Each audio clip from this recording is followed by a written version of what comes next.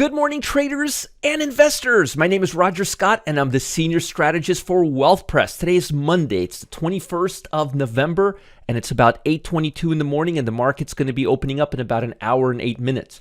It is cold here today. I'm wearing my bull and bear hat. I don't know if you could see the bull and bear, but I'm freezing my tuchus off here, man. This is cold.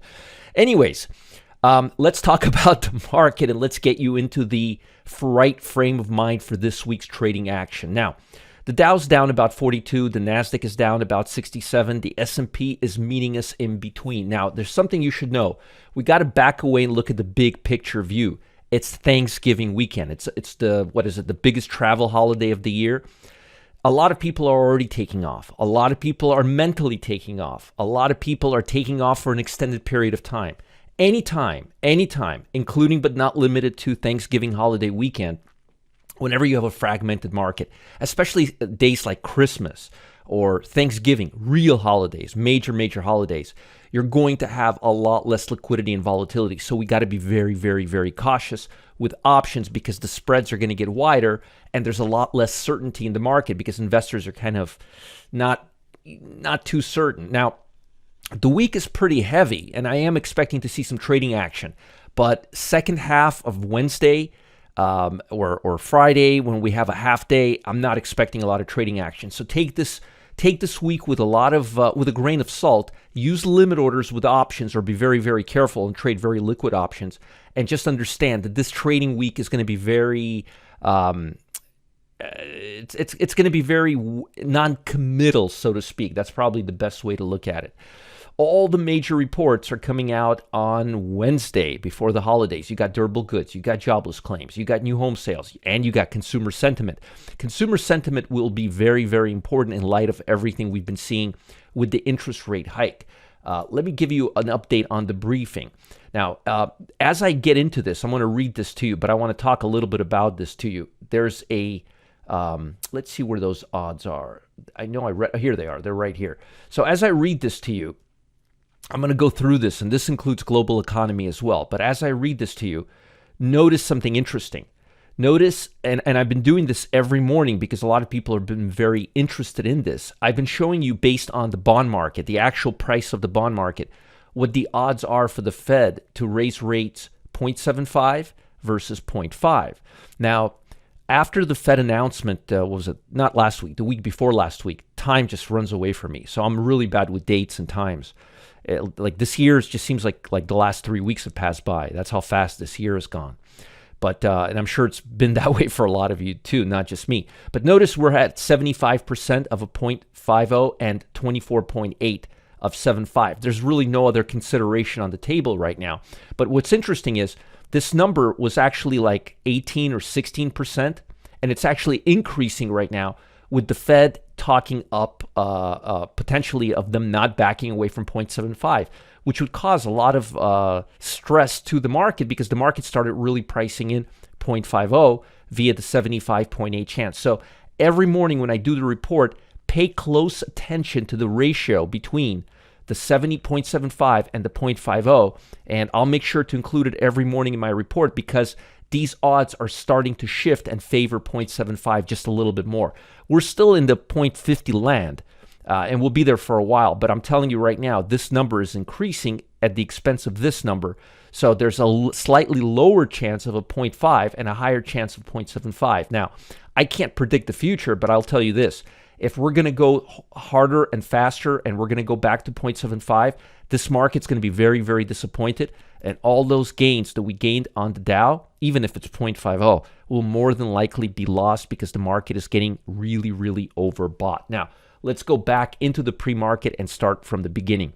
So markets were a little bit stronger on Friday. We saw gains in utilities, healthcare, and financial, fairly defensive sectors. Federal Reserve Bank of Boston leader Collins said the Fed might need to deliver another 0.75 point rate hike as it seems to return inflation to the target 2%, which is they've got a long ways to go. And that's why I'm saying the more the Fed starts talking 0.75, the higher the odds of 0.75 will begin to be baked into the market. So that's why I'm making a big deal out of it, because it's really, really important. This week, as I've showed you, we've got all these reports. I'm kind of going back and forth because I want to give you guys a little color into all of this. In the coming week, we've got FOMC meeting minutes, building permits, core durable good orders, regular durable good orders, jobless claims, manufacturing, S&P Global Composite, Michigan consumer sentiment, and crude inventories. You got a lot of stuff to talk about. So it's going to be a very tumultuous week. And remember, global markets don't take off for Thanksgiving. So you got to keep your eye on global economy, and you got to keep your eye on this figure here. And I'll be updating you every step of the way. The German October PPI has reported a negative 4.4% for the month and 34.5% for the year, weaker than the expectations. Chinese, boy, I'm really upset about this. I thought it was finally going to be over, but it looks like several cities in the country logged record high spikes in COVID cases. I mean, I can't believe it. It's surreal, right? I mean, really, what is it, like 2.5 years now? Leading to the introduction of new COVID restrictions in several economic hubs, including Beijing and Shanghai. That's awful. Things are a little better in Japan, with the index closing higher after Mr. Warren Buffett raised its stake in the country's top trading houses. That's very, very, very, very good. Disney gained more than 8% pre-market. They hired their old chief executive officer to come back. We'll have some news on Mara today, on Coinbase. There's going to be some news on Holdings, JD, Ross Stores. We're still in retail land, so it's very, very important. Put the call ratio is not oversold. Again, not oversold. I told you we're going to expect a move from being oversold. We are not oversold, which means the market could back away right now and not really make a big deal out of it. The bond market, as I've pointed out to you, it looks like it's stalled out and looks like it's about to start heading back down, which would also confirm that the downtrend is continuing. It's way, way, way too early for this bond market to start heading higher. Way too early. And at the same time, I'm expecting more choppiness and more consolidation from the small caps, which are holding on and seem to be following the bond market for the most part. Now, looking at each individual sector, energy, industrial, healthcare, financial, consumer staples are still leading, and the technology, consumer discretionary, communication services is still lagging. Now, looking at these from a broad perspective, energy looks like it's ready to go higher. Industrial still looks pretty good. Healthcare looks like it's starting to break out a little bit. Financials look like it's not so great. Technology looks like it's about to do the exact same thing that bonds are doing. Look at this. Let me show you this. This is crazy. Look at XLK. Look at this. And remember, the market is very tech heavy, right? Look at this market, right? Look at how choppy it is. And now look at the bond market. And tell me they're not following each other. I mean, they're really, really following each other. So getting back into our analysis. Technology looks like it can falter. Utilities look strong, and I told you it would. Basic materials looks like it's had it. Consumer staples looks like it's breaking out. I like consumer staples a lot right now, and I have most of the year. I like consumer staples, and I like energy a lot right now. I like these two. I don't like the communication services. I don't like technology. I don't like consumer discretionary, and real estate looks like it's on the chopping block as well. Now, here's something you need to know. Don't expect huge moves this week, at least for the beginning of the week, because momentum levels aren't that high. Only 113 stocks are making 20-day highs, and only 24 are making 20-day lows. So there's not a lot of momentum in this market. I do believe the market is gearing up to go down. I think the Dow is overbought. I think it's holding on by a thread, and I think we're going to start seeing some deceleration on this upside. I think this upside was caused by a relief rally that was thankful for the fact that Fed is not for sure going to raise rates 0.75. But folks, 0.75 is still on the table. And if you think 0.50 is good, if you think that's going to cause a rally, or if you think that's going to cause the growth to return to 2%, it's not. We're still deep into this, and we are still coming off overbought levels. So you got to be very, very careful, and put the call ratio is not overbought, which means market can start selling off again. Overall, you've got to be very, very, very careful.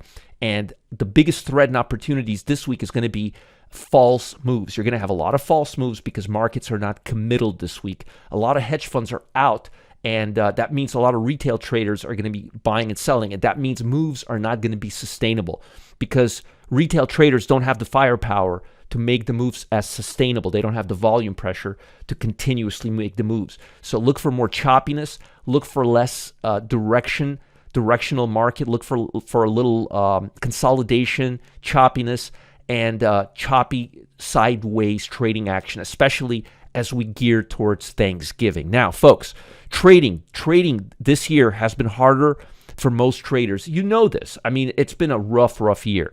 But what if you could take advantage of one market trend that's proven to help repeatedly throughout history?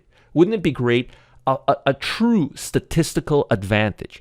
Now, one that unfolded during the Great Depression, World War II, dot-com bubble, Great Recession, and even this mark's bear market. It's a pattern that has withstood the test of time. And it's more than a pattern. It's a repeatable part of market history. And there's a very specific reason why this happens. Now, and very unlikely, traders stumbled upon it 560 days ago. I was shocked when she shared details of this trading strategy. Now, I know this trader well. You guys all know her and love her. She's going to show you this. It's going to knock your socks off. She's been doing a little algo trading on the side. She's been doing a lot of fun stuff. You're going to love it. I couldn't believe that I missed it myself, but she caught it, and she's amazing. And you all love her and know her real well. I'm not going to spill all the beans, but I'm sure you guys can read between the lines. Now, I've been asked to reveal all the info live this Wednesday. It's going to happen. I'm not going to tease you forever. Right before Thanksgiving starts, November 23rd at 1 p.m. Eastern Time. I'll expect that you will never, ever look at the markets or you're trading the same way again. Here's the cool thing. What you'll learn it doesn't have to change your trading. You just can have to make a little adjustment or you can go full in. But once you learn this, it's undeniable. You can't ignore it. It's one market trend that you will love to just absorb and use. I promise each and every one of you is going to start utilizing this in your trading, either to avoid bigger losers or to help you hone on bigger winners. This trader is red hot. She's excited to teach you all this. Yes, it's a lady. Lady traders. I love it. I love women traders. They're less emotional than guys, less ego to deal with. Follow the link below. Learn all about it. It's coming to you red hot this Wednesday, right before the Turkey Day, Wednesday at 1 p.m. Eastern Time. I'll be there live with her. It's going to be a great time. You do not want to miss this out. Bye, guys. I'll see you soon, and I hope each and every one of you has a great day. Remember, follow the link, post comments below the YouTube channel, like the YouTube channel, and comment, and I'll respond. And like our videos, and if you have any questions, support@marketgeeks.com. I'll see you later, and you have a great turkey week. Stay away from that turkey till Thursday. Bye.